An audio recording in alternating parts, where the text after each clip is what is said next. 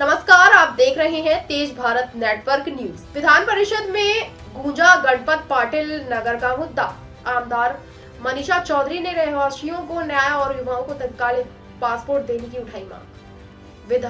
विधान भवन मुंबई 12 मार्च 2026। विधानमंडल के बजट सत्र 2026 के तीसरे सप्ताह के चौथे दिन विधान परिषद में गणपत पाटिल नगर के निवासियों से जुड़े गंभीर मुद्दे को जोरदार तरीके से उठाया गया।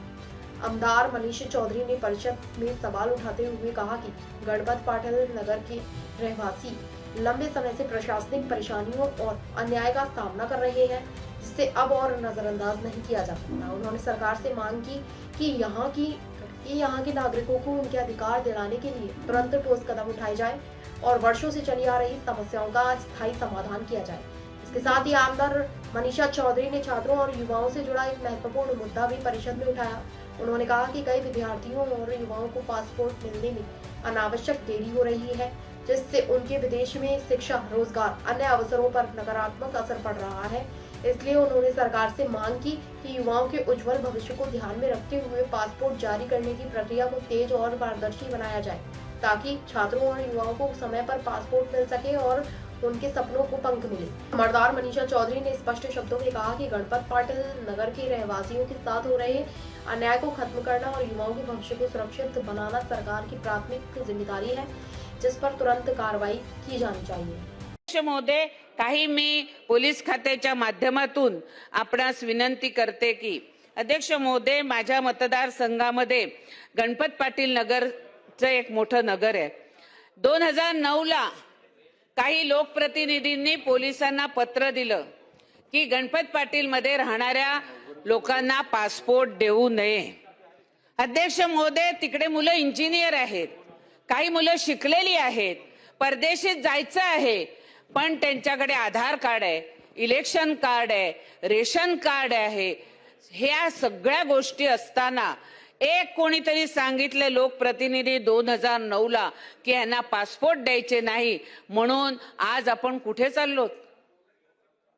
गृहराज्यमंत्री सभागृहात आहेत।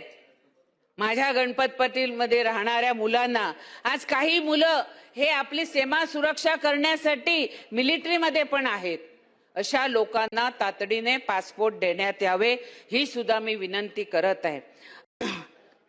मच्छीमारांचा प्रश्न हा फक्त मत्स्य व्यवसायाचा प्रश्न नाहीये, तो रोजगार, अन्न सुरक्षा आणि अर्थव्यवस्थेचा सुद्धा प्रश्न आहे।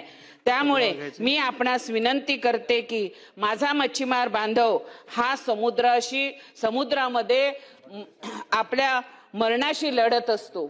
आमची मच्छीमार भगिनी वाट बघत असते की माझा माणूस गेलेला आहे तो पुन्हा सुरक्षित येईल किंवा नाही, कारण त्याला वादळाला सामोरं जायचं असतं, त्याला आपल्या मृत्यूशी लढायचं असतं आणि अशासाठी मच्छीमार हा वाचला पाहिजे, जगला पाहिजे आणि त्यासाठी सरकारने भक्कम असं उभं राहायला पाहिजे त्यांच्या पाठीशी, अशी मी सुद्धा विनंती करते। अध्यक्ष महोदय, राज्यातील खासगी पूर्व प्राथमिक शाळांवर नियंत्रण आणि नियमन आणण्यासाठी राज्य सरकारने महत्त्वाचा निर्णय घेतलाय। त्यानुसार राज्यातील सर्व खासगी पूर्व प्राथमिक शाळांना 7 दिवसाच्या आत शासनाकडे नोंदणी करणं बंधनकारक आहे। अध्यक्ष महोदय, पण राज्यात nursery, junior KG, senior KG अशा सर्व पूर्व प्राथमिक शाळांचे मोठ्या प्रमाणावर खासगी शाळांमार्फत संचालन केले जाते। अध्यक्ष महोदय, मात्र अनेक शाळात अद्यापी अधिकृत नोंदणीच्या कक्षेत नसल्याने निदर्शनास आले आहे। तरी सन्माननीय मंत्री महोदयांना मी विनंती करते की अशा ज्या शाळा आहेत ह्या शाळांना शिक्षण विभागाच्या ऑनलाईन पोर्टलवर निश्चित कालावधीत नोंदणी करणं हे आवश्यक असणार आहे आणि त्यानुसार माझे स्पेसिफिक 4 प्रश्न आहेत। अध्यक्ष महोदय, राष्ट्रीय शैक्षणिक धोरण 2020 नुसार पूर्व प्राथमिक शिक्षण हे पायाभूत टप्पा मानले गेले असून अंगणवाडी व बालवाडीसाठी जसा अभ्यासक्रम तयार करण्यात आला आहे तोच अभ्यासक्रम खाजगी पूर्व प्राथमिक शाळांसाठी लागू करण्याबाबत शासनाचा काही प्रस्ताव आहे का, हा माझा पहिला प्रश्न आहे. दुसरा प्रश्न आहे, या शाळांमध्ये कार्यरत असलेल्या शिक्षकांना आवश्यक असलेले प्रशिक्षण किंवा शैक्षणिक पात्रता कोणती असावी याबाबत शासनाचे काही धोरण ठरले आहे काय, हा दुसरा प्रश्न आहे. माझा तिसरा प्रश्न आहे, पूर्व प्राथमिक शाळांमध्ये विद्यार्थी शिक्षक गुणोत्तर म्हणजे स्टुडंट टीचर रेशो किती असावे याबाबत शासनाने काही नियम आणि मार्गदर्शन तत्वे निश्चित केली आहेत का. आणि शेवटचा माझा प्रश्न आहे, राज्यात मोठ्या प्रमाणात वाढलेल्या पूर्व प्राथमिक शाळांपैकी एकूण किती शाळांची शासनाकडे अधिकृत नोंदणी झाली आहे व किती शाळा अद्याप नोंदणी विना कार्यरत आहेत. आपल्या राज्यातील खाजगी प्राथमिक शाळांचं साधारणपणे वय वर्ष 3 ते 6 या वयोगटातील जे बालक आहेत, या बालकांना दर्जेदार व सुरक्षित पूर्व प्राथमिक शिक्षण उपलब्ध झालं पाहिजे या उद्देशाने पूर्व प्राथमिक शिक्षण देणाऱ्या सर्व खाजगी केंद्रांची माहिती एकत्रित स्वरूपात राज्य स्तरावर आणि जिल्हा स्तरावर आणि पालकांनाही याची माहिती उपलब्ध झाली. त्यातून पूर्व प्राथमिक शिक्षण देणाऱ्या खाजगी केंद्रांची नोंदणी एज्युकेशन महाराष्ट्र गव्हर्नमेंट इन या शालेय शिक्षण विभागाच्या संकेतस्थळावर प्री स्कूल रजिस्ट्रेशन पोर्टलवर करणं 24 एप्रिल 2025च्या शासन परिपत्रकाद्वारे त्या ठिकाणी बंधनकारक करण्यात आलेलं आहे.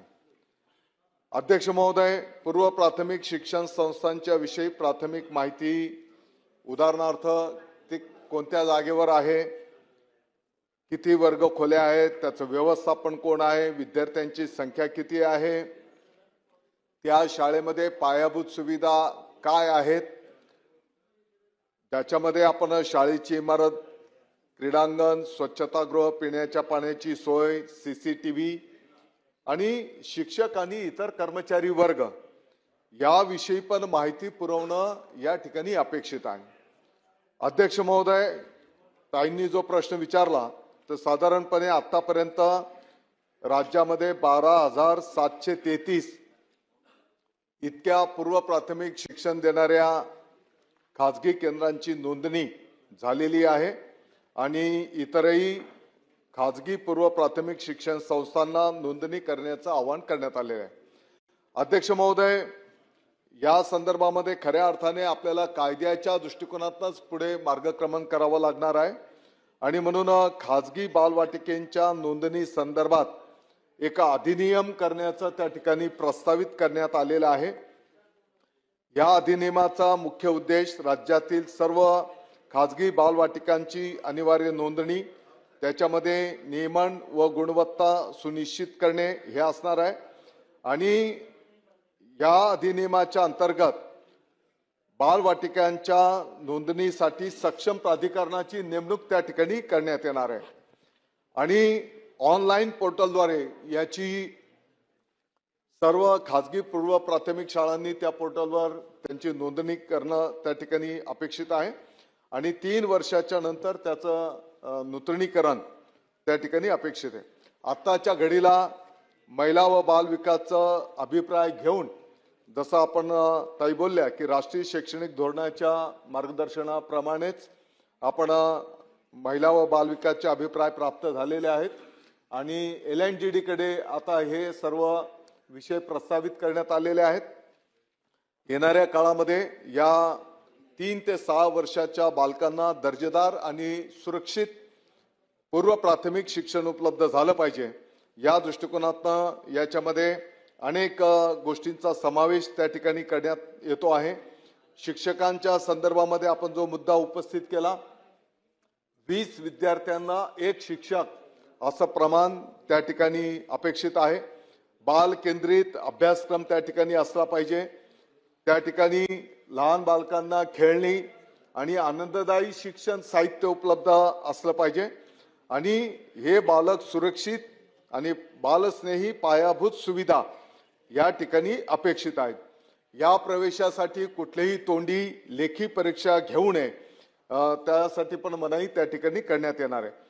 केवळ बालकाच्या सर्वांगीण विकासाचे मूल्यमापन करण्याची व्यवस्था या ठिकाणी असणार आहे आणि साधारणपणे आता LNJDचे अभिप्राय प्राप्त झाल्याच्या नंतर याचं अधिनियम गठीत करून त्या ठिकाणी संपूर्ण राज्याच्या या खाजगी पूर्व प्राथमिक शाळांची पोर्टलवर अनिवार्य नोंदणी अगर आपको हमारी खबरें पसंद आई तो हमारे चैनल को सब्सक्राइब करना ना भूलें ताकि हर नई अपडेट सबसे पहले आप तक पहुंचे। धन्यवाद।